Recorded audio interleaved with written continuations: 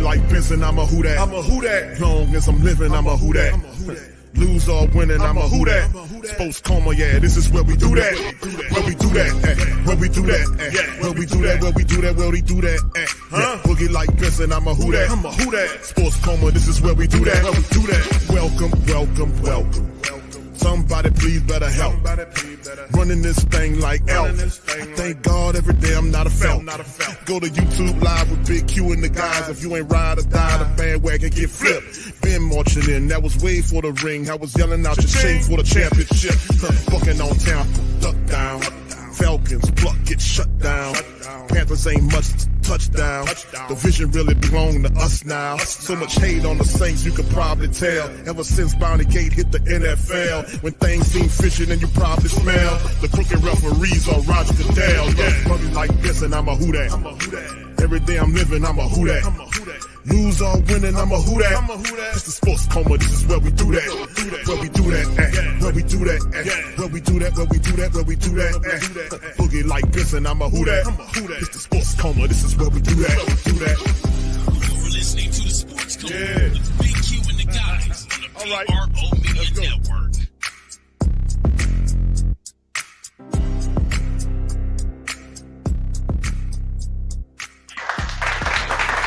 All right. Shout out to the fam. Appreciate y'all for being in the stream. Welcome, welcome, welcome. You're now rocking with the Sports Coma with Big Q and the guys, where we have intense, entertaining, educating, and enlightening sport talk from your favorite sports fam. Shout out to you guys. Appreciate you for being in the live, man, as we get ready, baby. We get ready for week 1 action. It's the Saints up against the Cardinals, baby. That's right, to start it off. And I was looking up some stats, man. Y'all know that the Cardinals lead the overall series between the Saints 16-15. So if the Saints are fortunate enough to get a win from the Cardinals on Sunday, we even it off, baby. So anyway, we got some special guests in here. Brother Ed Smith and Brother Javon Adams, man, of the Bleav in Cardinals podcast in here to represent the Arizona side of the things. And we appreciate y'all. So thank you guys for chiming on in. Shout out to you, brothers. Thank you. All right. Your intro right. and first things first, bro. That's a heck of an intro. And then I heard them shots about my Falcons. Yeah, man. Getting after us. I love it. Hold on now. Man. I'm gonna just step in there because I'm an MC myself, and that make me want to get on and do something because Ed knows that I spit a little something, and so that make me want to. So I appreciate you putting a battery in my back. I'm gonna walk out as soon as we done. I'm gonna walk in my living room talking about who that. So I'm just saying. That's right. Non-discriminatory too, beating up on Panthers and Bucks and Falcons. Man, we all got our taste in the mouth. hey, brother Ed, everybody within the NFC South got to get something, brother. And no, there's not. It's all business. It's nothing personal. So there you go. All right, so anyway, we're gonna start it off with the brothers, man. Y'all give them a warm welcome, man, as we're gonna talk about this matchup here, man. And we were looking at some of the statistics. I got them on the screen there, brother Ed, brother Javon. Y'all could take a look. Y'all know them better than we do about what the Cardinals did last year. 8-9. Our team was a ghastly 5-12, led by Dennis Allen, who I'm happy is gone. But there is some improvement, that we're seeing from our side, some changes and some tweaks that we're hoping to implement with Kellen Moore running the team. He has his, he drafted his own quarterback, but Spencer Rattler was a tight race. He won it. And, we'll see how that goes. We'll get into that. But from the Cardinals side of things, you guys have an established quarterback in Kyler Murray and some good offensive pieces. You guys added some stuff on the defense. Let's talk about, from y'all perspective, what you guys think the Cardinals can do. What is the strength of this team? You want me to take it, Jay? Well, the first, we talked the other day, and we didn't realize Kyler Murray's been here. This is his 7th season, and it feels like we're still in the like the experimental stage. We're waiting for our franchise quarterback to basically become our franchise quarterback. He's a good man. You just got to believe. We got to believe, yeah. So, but what has happened is, he's gone through the Kingsbury to now Gannon, and it's a different type of ship here. You talk about the environment. I think we have some good things as far as how Gannon, he came in and he changed some rules, put everybody on the same kind of level, including our quarterback. And you can see the ship is being run a little tighter here. On the field, we saw the improvement from 4-13, I think, a couple of years ago to 8-9. We're still, and that was a year where that Murray he missed most of it because of injury. So, he had the full, we're looking at a team that should be on the rise behind our quarterback.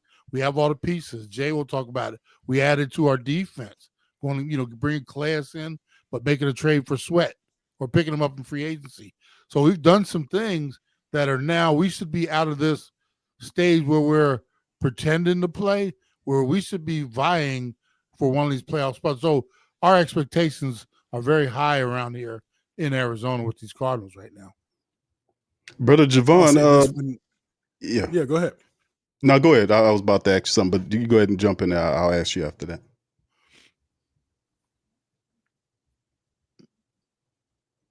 Oh, I was just going to say, one of the things that makes me think of is if you sit in church and when they say, when I was a child, I behaved as a child. When I became a man, of course, I put away those childish ways.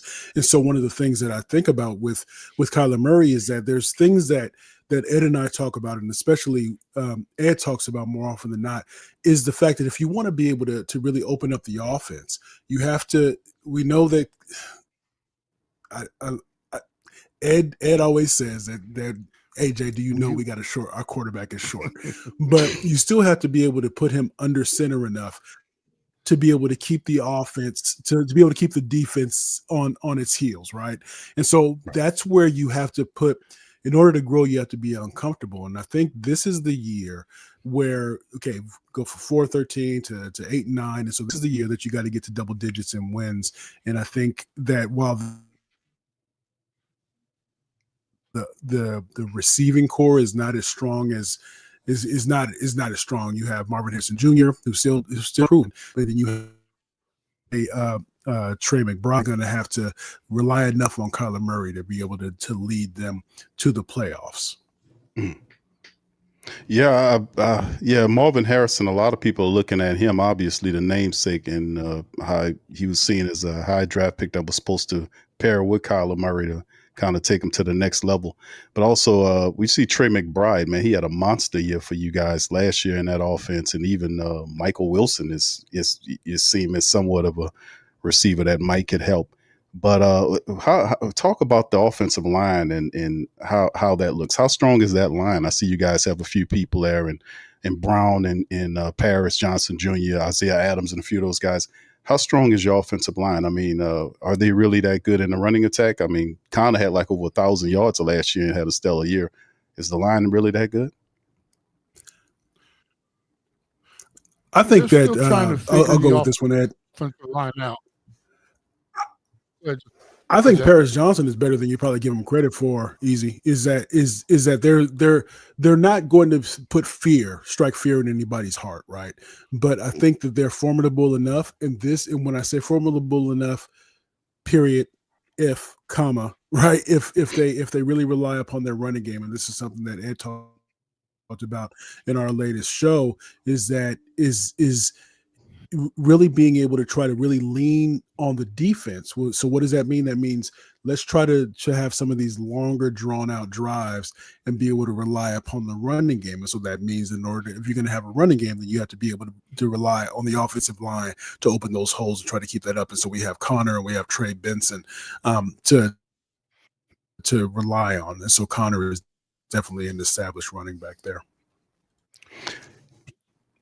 I was going to say, for me, Jay and I we've been covering these Cardinals for years now, and for years we've been crying from the rooftops. We have to adjust the offensive line. We have to adjust the offensive line. While Steve Keim was here, his favorite thing thing to do was go out and get toys that we didn't need in the first through third or fourth round, and then he would supplement and grab offensive linemen late in the fifth, sixth, seventh round. That's not how you operate.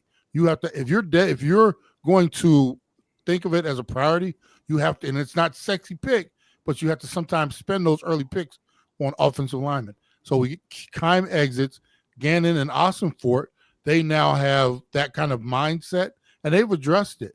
The problem is, we've been watching them so long that we're waiting for it to get good, meaning our offensive line, but and we don't have any what you call superstars on it, but I think they're getting to the point where they're serviceable enough that if they're utilized in the right way, meaning we need to be pushing people off the ball. I don't think we need, Kyler dropping back 45, 50 times in the game. If we can establish the running game, I think it'll make it easier for that offensive line in the passing game. Problem is sometimes we go about it the wrong way. So I'm excited to see what their plan of attack is with that offensive line moving forward. If they can establish early and then, like I said, figure, the other stuff out on the backside, I think they're going to be okay. But like when you think about, Jay, when you think about our offensive line, I mean, we got guys.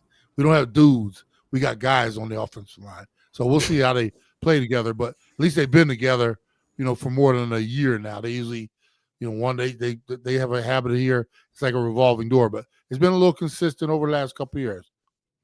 Yeah, I mean, last year they ranked 11th in rushing offense last year, and overall in terms of your NFL, the offense totally, what was it? Don't know. It was worth 11th, and the rushing attack was 7th, I think, if I'm reading that correctly, and 18th with the pass. So, I mean, they absolutely they found a recipe to run the football. Connors, like I said, he had 1,000 yards with 8 rushing touchdowns, and the guy averaged over 4.5 carries a contest. But when I look at the Arizona Cardinals team, I look at Kyler Murray. Now, like he kind of was there, he was a star, then he kind of disappeared a bit. And my hesitations or concerns rather about the Cardinals and how to defeat the Cardinals start, in my perspective, from Kyler Murray.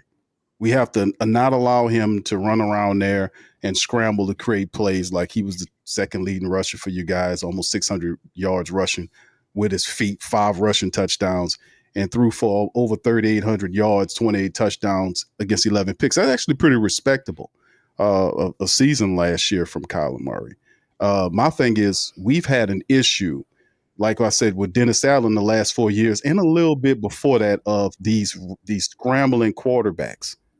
Our Achilles heel has been stopping the scrambling quarterback, the guy that can move around and shake. We've had an issue with that. So that would be my concern in terms of looking at Kyler Murray and all these. Like I said, I'm very aware of Connor. I know he's a bruising running back and guys that take a step. Before we kind of move on to the defense and other aspects of the team, what are some of the guys from an offensive standpoint you guys think that are going to make a step in the right direction for Arizona from the offensive side of the ball? You want me to go, Jay? I think, I mean, it's hard. A dude has 100 receptions, and you think he did everything he possibly could. I think Trey McBride has even more in the tank as far as production in the red zone. I mean, he had 1 touchdown last year. You can't have that many catches and 1 touchdown. So for me, Trey has become more of a tool in the red zone for Kyler Murray. Yeah, that's a ton of catches, man. And I think it was like the last game, Jay, where he got his touchdown finally. It's like, that we gotta, quadruple and multiply that a little bit. But Trey definitely in the red zone has to be more productive. And that comes with Kyler looking for him and offensive coordinator Petzing drawing up some things for him as well, making it easy to get him the ball down there. And then, I mean, Michael Wilson has to be a good number 2 wide receiver to take some of the heat off of Marvin Harrison, because if there's no other production from the wide receiver group, it's so easy to bracket these guys and lock them down and double them.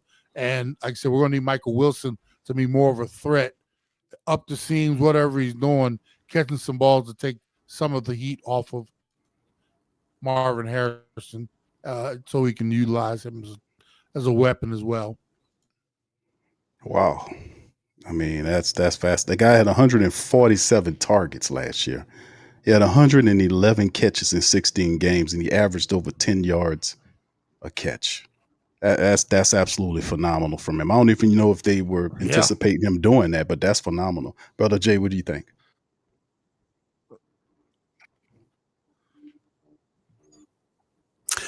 I know it's the easy answer, but I think it's really Marvin Harrison Jr. It's when it comes to where he was lining up last year, it was very predictable where he was lining up. When it comes to the chemistry that you want to have between your wide receiver and your starting quarterback, you really want to have that. You don't want to force it, but you still want to be aggressive in how you're targeting. And so that's the big thing. It was very especially locally, it was a big story to talk about how the muscle that he put on. But it really comes down to really trying to make sure you're trying to get who's supposed to be your wide receiver one to get him the ball. So he really has to, if nothing else, not just have people roll over to him and then you not pass it to him, but you have to really try to get him the ball and be able to take some of those calculated risks and be aggressive in that way. That's interesting, man, because a lot of people are talking about Marvin Harrison Jr. taking a step. I mean, 62 catches off 116 targets, 14 yards per catch with 8 touchdowns. I mean, the guy's a top 4 pick. I kind of look at him as a huge target, 6'3", 220, man, big target. And he definitely had the bloodline. That's no doubt about it from that ice cold killer that they had with Indianapolis for many years. But yeah, that's interesting. I was looking at some of these other guys and saying, man, because we know the big guys. We could talk about Marvin Harrison Jr. and McBride stick out statistically and on tape. It's always the sneaky guy, somebody else, a third guy that usually gets in there and tries to that we don't quite know about. Who are some of these sneaky players who you guys think that can have an impact on the game, whether it's offense or defense, in your opinions? Here's what I will say, just to not to belabor the point, is that have you ever seen, whether it's basketball, because you're in New Orleans, so you know about you got the Pelicans over there, but so it's whether some right, sometimes the stats can lie, right? So when you talk about the number of targets, so he's targeted, but when you go away from a player, maybe too early in the game, or maybe you start off maybe having a couple of targets and then you go away. But yeah, he was targeted 6 times. But yeah, that was in the first quarter. That was in the first half. What happened when in the flow of the game? And so a lot of that relies upon the offensive coordinator, and trying the flow of the game and really trying to do things to make those plays.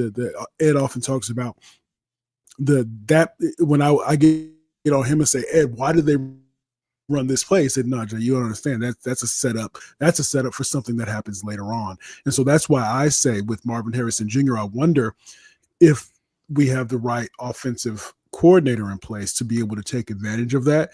Because yes, there are, when you have a Greg Dortch, when you talk about Michael Wilson, when you talk about some of these other receivers. So what are we doing to really get them in play, to get them off with the scheme, to be able to take advantage of the matchups that are at hand? Yeah, it's that's definitely that's the game. I would. Yeah, go ahead, brother Ed. Oh yeah, no, I would. In what Jay's talking about, we talk about it all the time. Big Q is our inability to adjust and make those key tweaks to what we're doing. We tend to go into a game with a game plan, and that they run that game plan the entire day. We're looking for those adjustments, and part of it is Petzing. We talk. I don't know if he's on the hot seat, but at some point you got to start proving that you know a little bit more about what you're doing. And and Jay brings a great point we talk about all the time in terms of utilizing the weapons and putting them in the best position to do things. We just talked about Trey McBride. There's no reason why with all those catches he shouldn't have had more touchdowns. But part of that is we're still waiting on our offensive coordinator to figure out how to use those tools, how to get Marvin Harris. There are games when Marvin Harrison he was invisible. Even with the numbers that you bring up, he was invisible. We'd have games where he had 3 catches, 25 yards. And then a week later, he'd have 10 catches and, 125 yards. But we can't have those dips and peaks and valleys. And that's, that, and the part of that is, we with the continuity with Kyler and, they don't do a lot during the preseason, come out a little slower than usual. But this is that time where it's now or never with this group, because eventually what happens if they don't start hitting the mark, then the head coach and GM, they know their feet are getting a little warm. They start to make changes. So I think it's a pivotal year for this Cardinals organization. Yeah, I mean, if I'm not mistaken, how you guys are breaking it down pretty astutely. I mean, the Cardinals sound like they're dealing with an identity crisis a little bit here. We use that word, Jay. we talk about it all the time. Big Q, we try to figure out I can't tell you how many times we've said, what is the identity of this team? We don't know. Are they a bruising running team? Are they when Kingsbury was here, are they just a throw it around the yard team? What, we have no idea from one week to the next. And I don't think the problem is they don't know within the organization what they are. And Gannon's trying to get them there, but quite honestly, we still don't know. They could come out on Sunday and decide we're going to run the ball 15 times and throw it 40, or we're going to do the exact opposite. We just don't know from one week to the next, but we use that I word around here all the time. This is true. I hate you. He gives a thumb of approval there, brother Javon does. I find it fascinating. I find it fascinating, fellas, because we are kindred in that way. We are linked that way because the last 4 years, I've often talked about the fact that we had no identity and even more so no accountability. So you cannot win without either one of those things. And the guy that we had didn't do a well enough job to establish any sound floor of identity for which the team to play behind. And he damn sure didn't have the accountability needed to govern in a way that was respectable and had some sense of integrity. I mean, it's just the guy was a horrible mess, in my opinion. But outside of that, the next guy, Kellen Moore, comes in and establish that and bring respectability, innovation, and just a fresh breeze. No, you're not counting Drew, but a fresh air through the team, which we need because we was quite still the last 4 years. But fellas, hey man, listen, I'm just happy that we have that change here when things are different, many changes, and we gonna move forward with that. So hey man, but going to, because I want that you guys have an opportunity to chime in on. You can ask me anything you want about the Saints or whatnot. We just can have this kind of a roundtable back and forth thing. If you have any questions for me, please feel free to fire away. But just deciphering and breaking down like the defense of the team. You mentioned identity in terms of the defense. I see you guys got Calais Campbell back. Budda Baker is an absolute stud, man. Budda Baker, in my opinion, watching him play, he's terrific. He puts up good numbers. He'll knock your block off. He gets picks or whatnot. I see him playing. I respect the hell out of his style. But guys, kind of familiarized with. I see you got Josh Sweat that you guys added for the pass rush situation, Tomlinson and a few other guys there. Kind of break down and talk about the defense. So who are your studs and guys that do the best on your defense? I'll start this one, Ed. I think with when it comes to when we're talking about identity, I think this might be the opportunity when you talk about a coach like Gannon, who comes from the defensive side of the ball. The team, the makeup of this particular team might be one that gives us that identity. So when I say that, maybe being able to really take advantage of the run game to really unleash the defense to be able to see what can happen from that standpoint, but there's still some unknowns or some questions that come about because of that. So when we're looking at what can happen with with the new addition. So when you have Calais Campbell coming back to the Arizona Cardinals, you also look at Josh, who didn't play in the preseason. So you're hoping that whatever was able to take place in practice will be able to translate to something that will allow the Cardinals to establish themselves on the defensive side of the ball. Because maybe trying to be reliant upon the offense to put points on the board, that wasn't necessarily the best way to go about it. So I think, if anything, that identity may come from the defensive side of the ball, and so we'll see how that goes. Because I want to say that's probably what Gannon has been maybe building towards, or maybe in the ear of Austin for it since he got to the team. And so this is where maybe you're able to, as Ed likes to say, we like to say, get it to curl quite right, so that we can do what we need to do over here on our side. Indeed, bro. Brother Ed, you want to add to that? Yeah, the defense excites me. And particularly the defensive front with the addition of Calais. And we're not, Big Q, let's not fool ourselves. We're not getting 25-year-old Calais.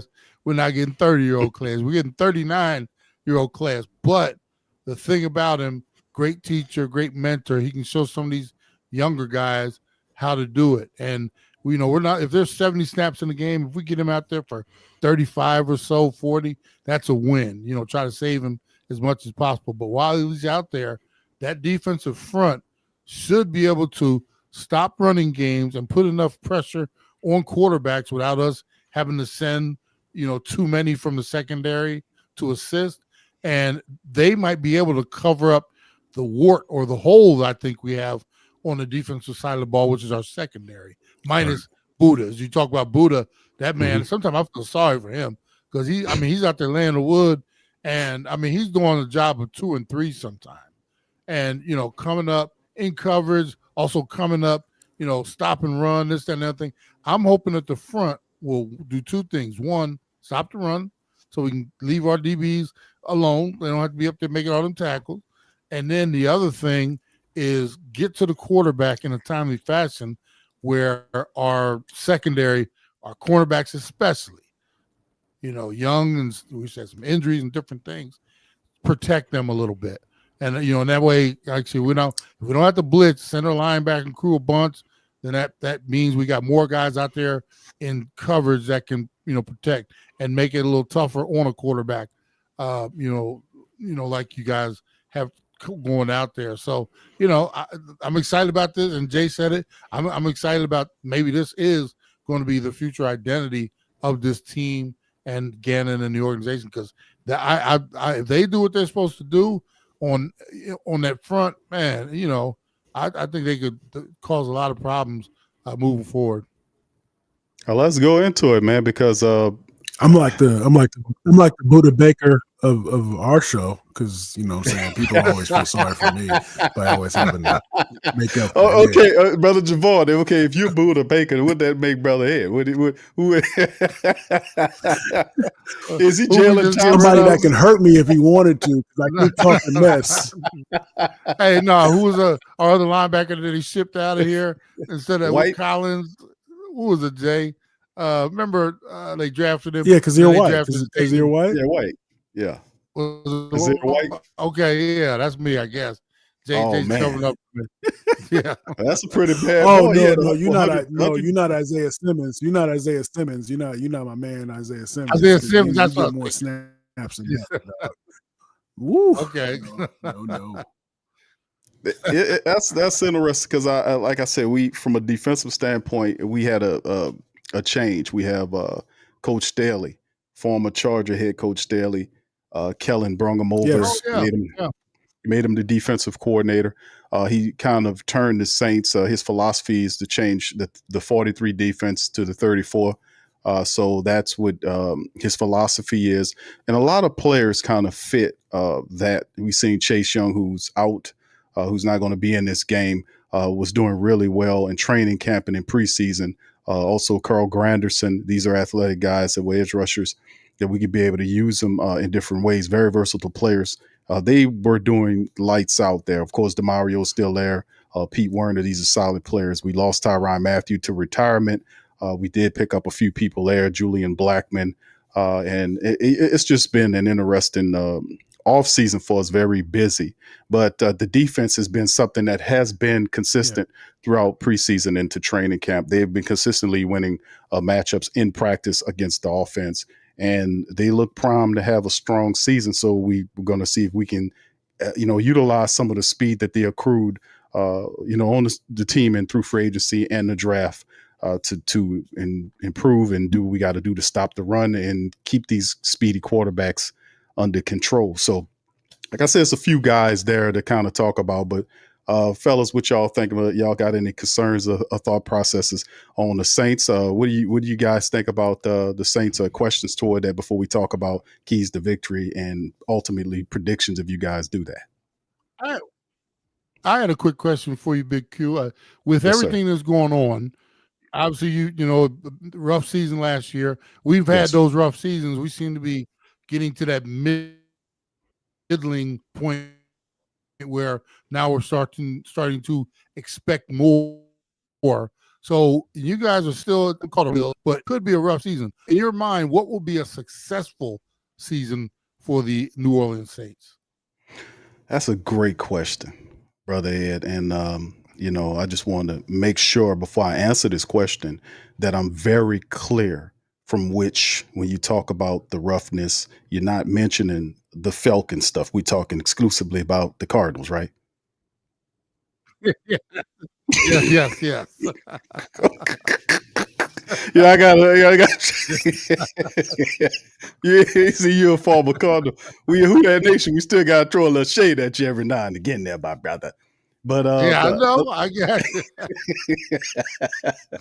All right, no, but seriously, that's a great question. We won 5 games last year. I think anywhere between, and listen, I think the Saints can win anywhere between 7 to 9 games.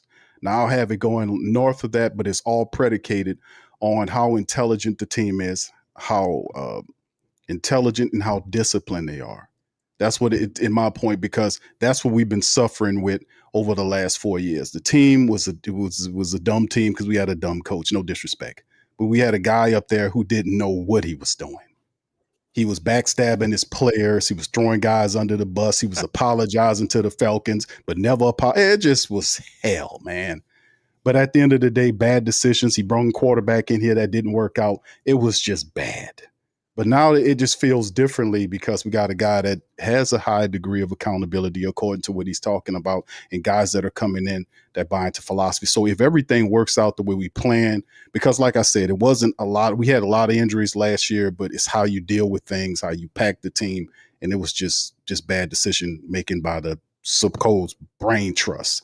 But ultimately, I think a good season for the Saints will be anywhere, if they can get anywhere between 8 to 10 victories. I think that's a plus for the Saints, to be honest with you, because I don't think we're that far off. We just need to iron out some stuff and keep it moving, man.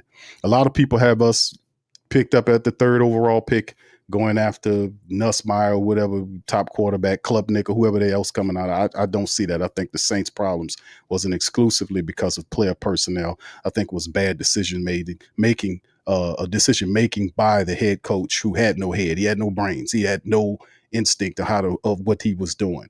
I thought that was a major indictment on the team for what they did there. But outside of that, I think we headed in the right direction in all those things.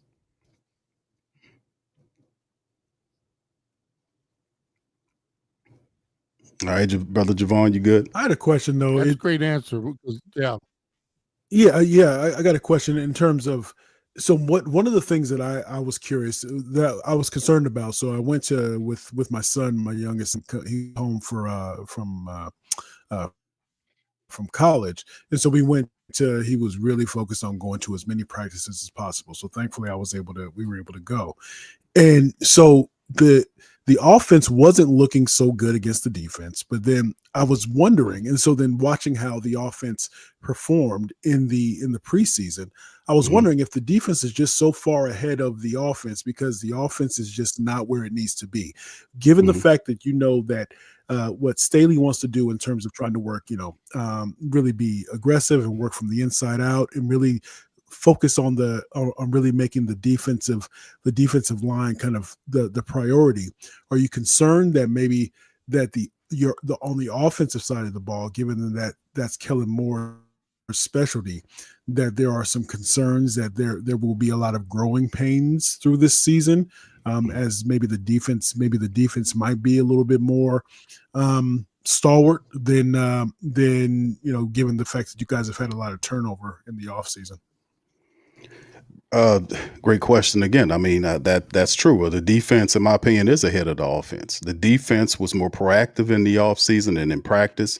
In terms of getting the proper personnel, we kind of documented that on a day-to-day basis. Damn near, you see Coach Staley would go and he would say, "Listen, I need this guy, I need that guy." We found Chris Rump the second. He brought him here. He brought in several other players who the Saints needed to improve the defense. He didn't sit around when guys that didn't want to perform or didn't play. He made sure to get those guys out of here and get guys that could play. He brought in Jonathan Bullard, the veteran, added him to the team. The draft picks that we have are solid. The Saints had 9 draft picks and 8 of them made the team. The last one not to make the team was only because Chris Rumpf barely edged him out for the final spot, but that guy is also on the practice squad. We could see him activated for this game. We'll see. But they've done a phenomenal job, whether it's free agents, draft picks, undrafted guys, whatever the case, defensively, to proactively attack that side whenever they need it. They didn't wait. Now, the offense started to catch that vibe, and we started to say it's a disparity in how active the defense is in getting these guys. Like we talk about them picking up when Tyrann Mathieu retired, either the same day or the next day, they had Julian Blackmon signed. They didn't wait around. They didn't play from a defensive standpoint. Justin Reed was brought in here from the Chiefs to kind of add to it. So they had defensively, they were getting after it. And then later on, toward the back end of the preseason, that's when you started seeing the offense start to catch whatever the defense was doing, and they started adding all these players. They traded Bink Saunders out and got the center from the Jaguars. They claimed Xavier Truss off the waiver wire. They traded to get a tackle from the Cowboys before they traded Parsons. I mean, before they traded Parsons. And then you had the other things that was happening. So they picked up and traded for Veli, the wide receiver from Denver. So they were doing all these things. They claimed the wide receiver Palmer off the waiver wire, and they started getting busy too. So absolutely, the defense, in terms of how it jobbed, the rhythm and the identity and the focus of the defense is ahead of what the offense was doing. And that was present because you see they gained an identity quicker because they were able to establish dominance over the offense right away. So from whatever little practice stuff we're seeing. So the thing about, I don't want to make it too long, Brother Javon, but all I'm saying is that when I watch preseason games, because I got a football background too, I look at execution. I know them ain't the real plays they run it. That's some stuff that's vanilla playbook garbage. They're not, they just run it. I pay attention to the execution. The execution was poor on the first team.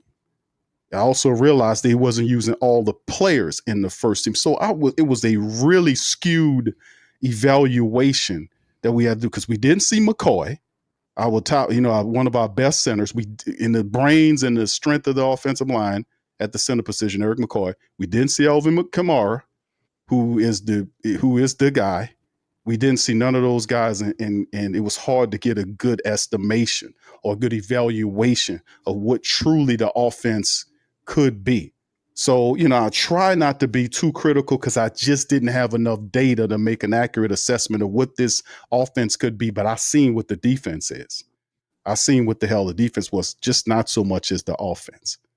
If that answers your question, my brother. And that brings up an interesting point right there too, Big Q. We sitting here talking offense, defense. Sure. We haven't said a word about special teams yet. Yes, sir. And Jay and I, we hold our breath when it comes to our special teams over here sometimes because we've seen some bobbled punts and things like that in the preseason. And if anything can turn a football game around or lose a football game for you, it can be those special teams. That's true. So I'm just saying. So we're sitting here and we haven't seen much. So we've seen certain guys, Deutsch and certain guys out there, and like and dropping balls. But hey, it's just preseason. Everybody's getting warmed up. But tell us a little bit about that third part of your unit, because for us, we do have a little bit of cross your fingers and hope nobody does something stupid, or don't drop the ball. How are you guys looking special teams wise? Well, Blake Groupie, who is that's one player that I can give Dennis Allen credit for. One really good thing that he did was when he traded away our kicker to Sean Payton's Broncos, we found an undrafted kicker named Blake Groupie. And he was phenomenal this entire preseason, offseason. He missed one kick in practice, the whole time, and that's because it was raining. He missed it in practice, but the guy has been phenomenal. So I'm looking forward to him to take a step, and really proud and happy to have Blake Groupie as our kicker. There was a bit of a punter battle. We got rid of the last guy, one of the Australian kickers that we had. We've been kind of going through punters, so to speak, the last couple of years. And then there was a battle between former Alabama undrafted punter James Burnap and Kai Kroger, who's another undrafted guy. And they had a really good punting battle, and Kai Kroger edged them out. So watching our punter and kicker, I'm really happy about our punter and kicker situation. I think we're solid there. Our kick returner, according to the unofficial depth chart, is Rashid Shaheed, who I'm not mad about. This is a Pro Bowl guy with blazing speed. I think Rashid is the quickest guy on our team. He's an excellent return man. I just don't want him returning kicks because of his application in the offense. He's our third best guy there.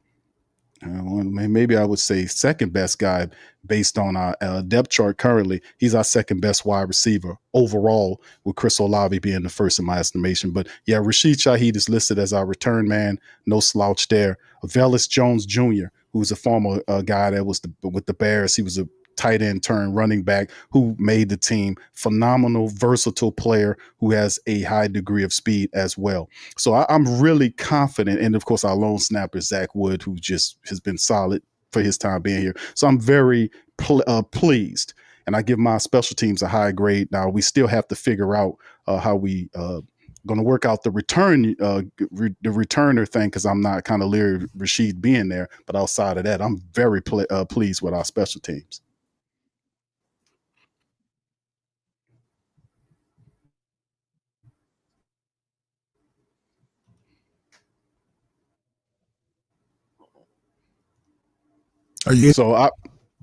So what do you guys think? Well, what's going? Because I know you guys have Blake Gillick, and he was a former Saint punter that we had here, and he did some good work for us sometimes. So I guess you guys are not as confident in y'all unit as as we are here. So I mean, yeah, if you can't count on, you got to kick it through Chad Ryland. I think Ryland, is that y'all guy there? Hey man, it's going to be interesting there. Yeah, I mean, we tend to, for some reason, our special teams, they tend to just keep us on our toes over on this side. So we'll see what we didn't get a big look at them either, as far as who was battling. I didn't get out to any of the practices this year. I'm dealing with a bad back still. Jay and his son, they got over a little bit. So the kickers, they go off to the little field and they get the kicks in, and so hopefully ours will get. Yeah, that's a big part of it, man. You can't count on that, man. You got a great degree of difficulty. Like I said, defense, special teams for us is all good. I think to take pressure off of Spencer Rattler, the Saints going to implement a running attack. They have 4 running backs. All of them have different styles. Alvin Kamara obviously is do it all. Kendre Miller is the backup running back who's healthy, who's listed as the powerful complement to Alvin Kamara. Jawan Johnson got paid $10 million a year over the next 3 years. As the Saints see him as a guy that can take the next step to be one of the top tight ends in the NFL. Got to work on his blocking, but he also have to improve upon his catches. So the philosophy of the Saints in terms of Spencer Rattler is to have a pretty much a track team, and it's supposed to translate to the defensive side of the ball. That's why all these guys have these 40 times. It's ridiculous. You have to have a certain 40 time, obviously, to be a Saint wide receiver. All these guys are fast. And I think that is the idea that we've been picking little clues and picking little clues and things out of what they've been saying, because they're not giving up much. But we keep hearing these little clues that Spencer and Doug Nussmeier, offensive coordinator, is saying, and these guys are saying they're looking at kind of blitzing and in terms of flashing that speed and operating on some type of kind of an estimated offense here and a accelerated offense in an attempt to kind of cover up some of the experience that Spencer Rattler has there, which is 7 games. So it's going to be interesting philosophy to see if he does, because Kellen is a guy that we seen last year run the ball. It doesn't change. I think it'll deviate a little bit, but it's still very interesting. What are you guys' thoughts on the game? What are your keys to victory? Brother Javon, we start with you.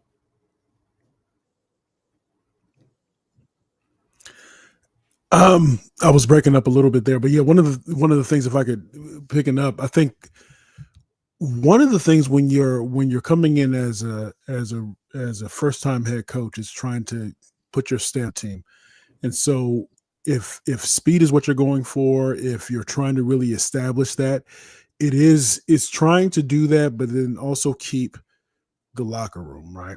And so what I mean by that is because you've gone through head coach, and so knowing what that's like and how that can drain the locker room.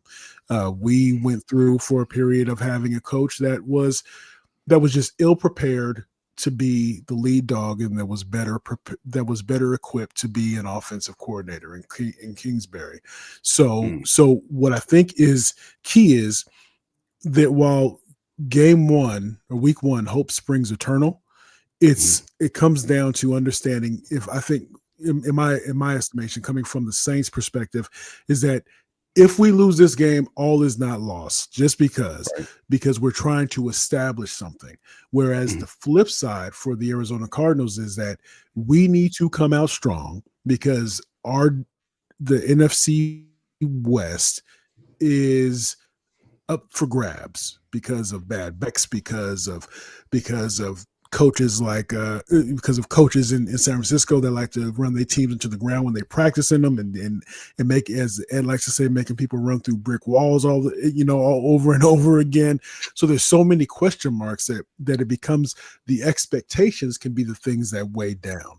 So I think as long as Kellen doesn't repeat the sins of past head coaches, which can lead to a short tenure, then all can be well in Who Dat Nation. But I think it's Who Dat Nation, but it's that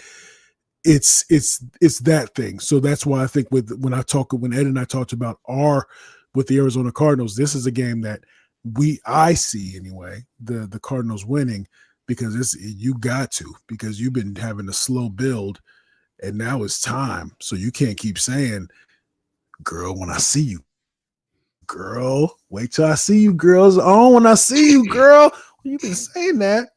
Shoot, we done been to dinner. We had dessert. You better, what you gonna do?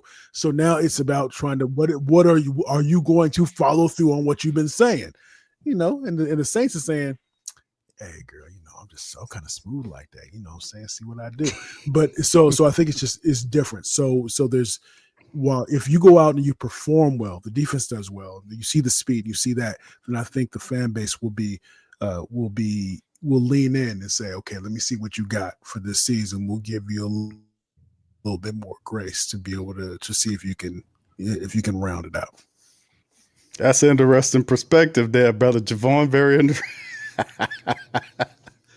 very interesting. I see it. I agree. I think, man, listen, it's a honeymoon period that he does have coming through the door. But like I said, it's a kind of a separate divide, because the Saints are similar to what the Cardinals are the last 4 years. Where you guys are is what the Saints was last year, when Dennis Allen was in his 4th year. He had all these drafts, all these picked players, and it was time for him to show fruit. Now you've been growing and you've been tilling, been doing all this stuff. Now what fruit have you in 4 years? And the guy's on a 7-game losing streak that cost him his job. So it's just one of these things. But he'll have a honeymoon period and a bit of a leash to win. I just, with people saying, hey, man, the last 4 years, y'all and made bad decisions, I think there is a certain amount of patience from the support base to kind of lean in and say, hey, man, even if let's say if they lost to the Cardinals, it's all about what kind of performance. Did they fight their ass off and the Cardinals was just better? They just wanted it more. I mean, people would say, you know what? They fought hard for it. It's just the Cardinals was a little bit better. I think that's where we are. Of course, we want to win, but we respect the effort. Don't waste my time with bad football and dumb football. And I won't, you know what I'm saying? Don't waste my time with that crap. Yeah, I'm sorry. Go ahead, brother Smith. We were 4-13. We were 4-13. And all you kept hearing was they trying hard. They fighting hard. And that was the currency that they traded on that first season with Gannon.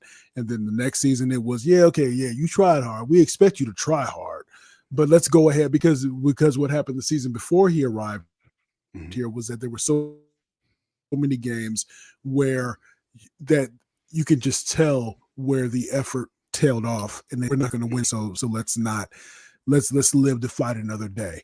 And so the tryhards were 4-13. And so there ain't no try hard no more. We don't want that. We expect that. So that's I hear what you're saying. Hey, bro, I'm with you on it, man. You got to execute, bro, and win. And of course, and you're right, win as you learn. I mean, that's a part where you got to win as you learn. It don't have to be pretty, but you that's the thing. That's the NFL. You won't make it in there for very long if you can't win. They'll pull you out of there and throw you down. Thank you for that, bro. Brother Ed, what do you think about the keys to victory, and how do you think the game ends? You're gonna pick the Saints, right? Yeah, it's against my Falconism to pick the Saints. There you go. Okay, all right. I thought you was about to see. Now you flipped to the Falcon side of it now. Okay. Now the keys to this game are simple for me. For the Cardinals, if we're going to come in and get a victory, we simply have to run the ball, protect the ball, and take advantage of our opportunities up the field. But just don't do anything stupid. Get the offensive line situated, come off the ball, run, and then we turn our defense loose on you guys, man. Because when maybe before we get off, Big Q, you can let me know how the quarterback battle went, where we come with, the quarterback who's starting the game, because all indications were that the young guy you guys drafted, he was a little older, but he was kind of the front runner. But then at the tail end, it just kind of all just got flipped to the other side. So for us, we got to come in there and stop Kamara from running the ball. Anybody who's in the backfield, make sure they're 3 yards deep, before they see the light of day. Force you guys to have to throw a little more, and then take advantage of maybe a mistake or two. But like I said, our keys are, this is one of those games, and I hate to say it, but this is one of those games from our perspective. When you're looking at your schedule, this is one that you say, if you guys don't win this one, oh, heaven help you. I mean, we're 6.5, point favorite on the road in your house, which means a lot. These spread lightly. Yeah. So when you're getting 6.5 on the road, that means you are expected to win this game. So that means Cardinals, don't go over there and pity pat and play around. We don't want to see a 13, anything like that. Show us what you have, and go out there and dominate a team, meaning impose your will on them. Run the ball. You got Connor back there. Kyler, use your legs, use your arm. We should be walking away from this game with a comfortable victory. And then no slight on the Saints, because you guys are, I think, heading in the right direction simply just because you got Allen out of that house, because golly, he sounds like he was butchering that. But the good thing is you can see the sun is trying to peek through the clouds, It's just it's been raining for a long time over there, but the sun, you can see rainbows in the sky. There you go. But you guys are heading in the right direction. It might not be a victory this week because I think the Cardinals will come in. Oh, I see what you did there. I think I have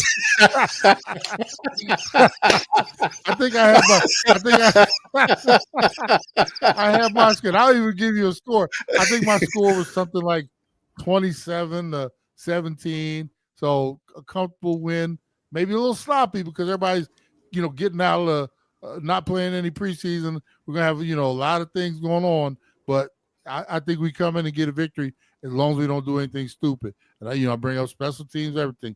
Catch the ball, do whatever you got to do. Just hold on to it, and we should be fine. But like I said, no slight against you guys. If we don't come in and get this from Big Q, you better find a internet station that covers the Cardinals out here because it's gonna get ugly on Monday if we don't come back there with a win. Hey, you're right. The Saints are 6.5.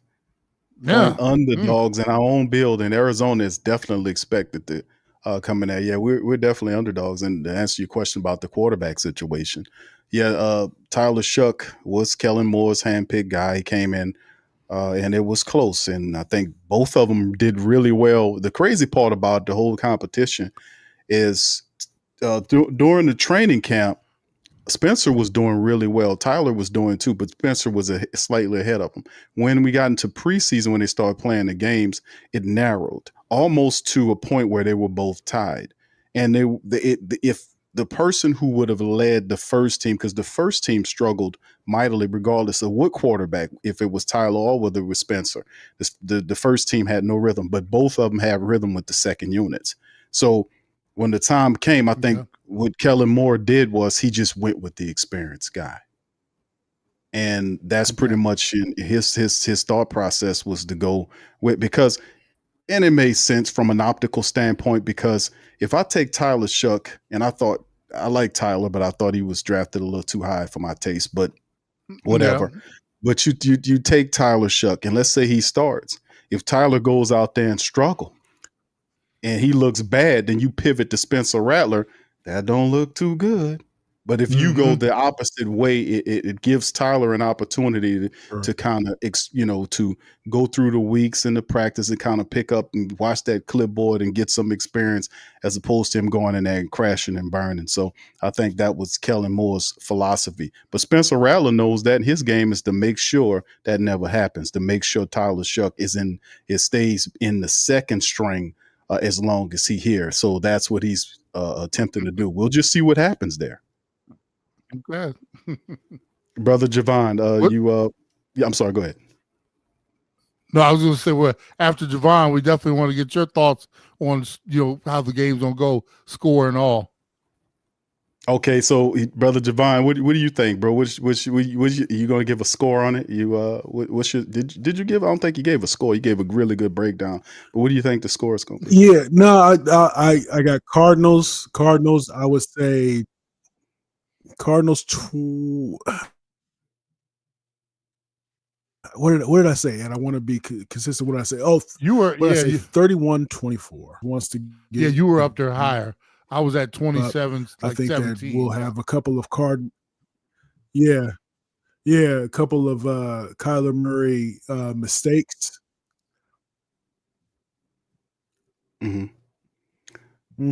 So I think it'll be close in that regard, but I think it'll be the Cardinals coming out victorious.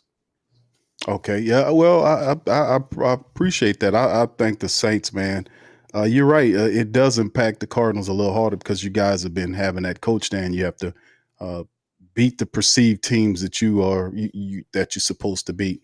I think coming to New Orleans, I think in the Dome, establishing home turf, I think it's a dangerous game.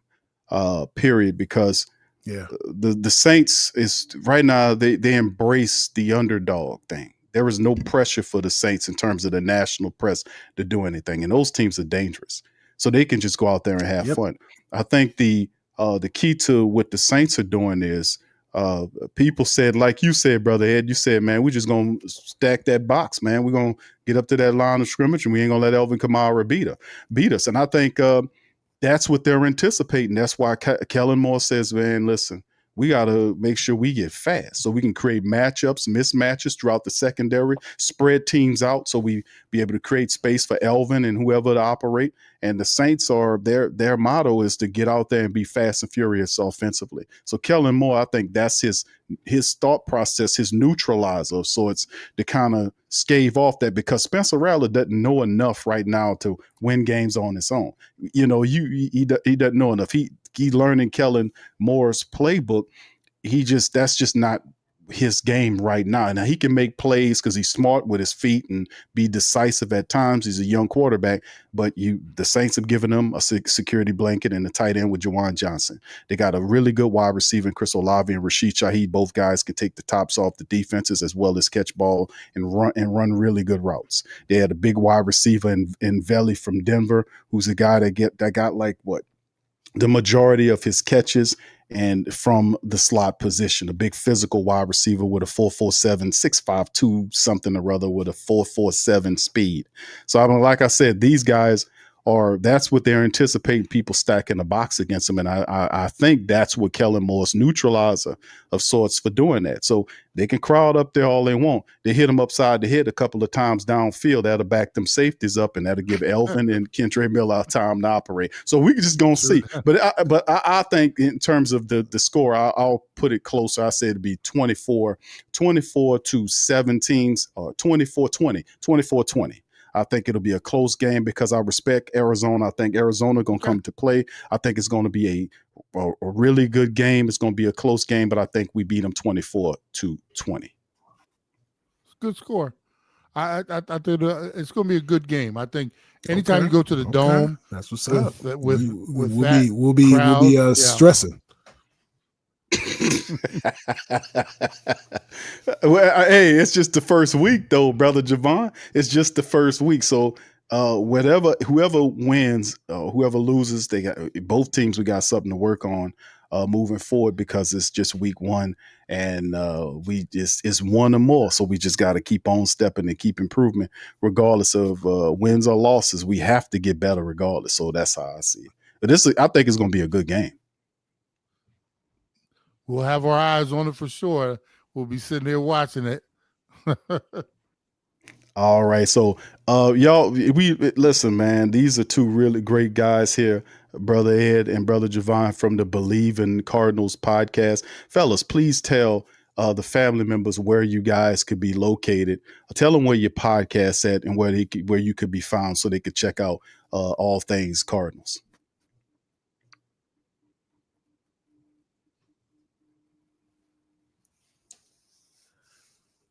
Yeah, so you can follow us on X at Ed Smith Speaks, and also I'm at Javon Love. That's JAVONLUV. Wherever you search in Bleav in the Arizona Cardinals or Bleav in Cardinals, you can find us. Whether that is Spotify, anywhere you find your podcast, LinkedIn, anywhere you find your podcast. And as you can tell, probably from Big Q, how Ed and I like to joke around a little bit when on our show. We like to have a lot of fun as we break down the Arizona Cardinals. And so, yes, yeah, so tell your friends about what we have going on at Bleav in Cardinals. That is, fam. Bleav in Cardinals, man. Check these guys out, man. They fun, man, and they tell it like it is. And like I said, I had a lot of fun having the brothers come on here and kind of go. So good luck to your teams. Weeks 2 on back. And you guys have a fantastic time there. So anyway, fam, give a shout out and round of applause to these gentlemen, man. Excellent. Great breakdown. Hey, Brother Ed, man, listen, man, let me tell you something, brother. Appreciate shout out to you from Arizona, man. And listen here, brother. I ain't got nothing to say about them Falcons, brother. Listen, we gonna listen. I know you know a couple of Falcon people. And you tell them I said, man, that we're going to sweep them this year and we're going to knock the feathers off them this year. You tell them I said that, all right? Okay. I used to play for the Falcons, right? I was with them Dirty Birds, and my brother was in New Orleans for 5 years. He played there under Mora and Irv. Any brother Irv? What's my man? Bears old Ditka. My brother was there. Irv Smith, he was there. Yeah, Irv. For 5 years, I think. We have 5 years, and like that's right. Yeah. So I could get back over there and give me some gumbo and some alligator, man. I've been missing it.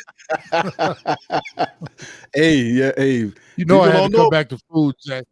Oh, they don't know about that alligator, man. A lot of people are like, what alligator? Oh man, alligator sausage.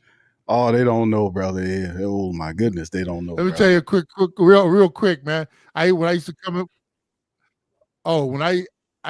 in and visit my brother and stay for a weekend, and there was a spot called Ralph and Cacoo's. We would actually, on the way to the airport, I would stop and give me some blackened alligator and take it back to Atlanta with me, man. Give me a double helping. I'll be back in Atlanta eating alligator. Hey, man, I tell you, alligator. A lot of people it sound weird, fam. It's something down here listen, it's good. That's all I can say, man. I don't know. It said what it tastes like. Don't it taste like chicken? It tastes like chicken, bro. It tastes like chicken. What you said, brother Javon? You said Papa nice and greasy too. Oh yeah, it's good, man. That alligator is great. All right, guys. Listen, man. Once again, man, thank y'all, man. Listen, family, hit the like button, hit the subscribe button, man.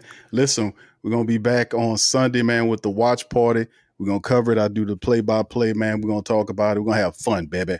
Sunday is going down. Saints and Cardinals week 1 football is back. Football is back. All right, so we're going to holler at you on the next time. Hit the like button, hit the subscribe, and peace. We out of here. Much love. Yeah. Boogie like Benson, I'm a Who Dat. I'm a Who Dat. Long as I'm living, I'm a Who Dat. Lose or winning, I'm a Who Dat. Sports coma, yeah, this is where we do that. Where we do that, where we do that, where we do that, where we do that, where we do that, Boogie like Benson, I'm a Who Dat. I'm a Who Dat. Sports coma, this is where we do that. Where we do that. Welcome. Somebody please better help. Running this thing like elf. I thank God every day I'm not a felt. Go to YouTube Live with Big Q and the guys. If you ain't ride or die, the bandwagon get flipped. Been marching in, that was way for the ring. I was yelling out your chain for the championship. Fucking on town, duck down. Falcons, pluck, get shut down. Panthers ain't much touchdown. The vision really belong to us now. So much hate on the Saints, you could probably tell. Ever since Bounty Gate hit the NFL, when things seem fishy and you probably smell the crooked referees or Roger Goodell. Yeah, probably like this and I'm a Who Dat. Every day I'm living, I'm a Who Dat. Lose or winning, I'm a Who Dat. It's the sports coma, this is where we do that. Where we do that, where we do that, where we do that, where we do that, where we do that, Boogie like this and I'm a Who Dat. It's the sports coma, this is where we do that. You're listening to the Sports Coma with Big Q and the guys on the PRO Media Network.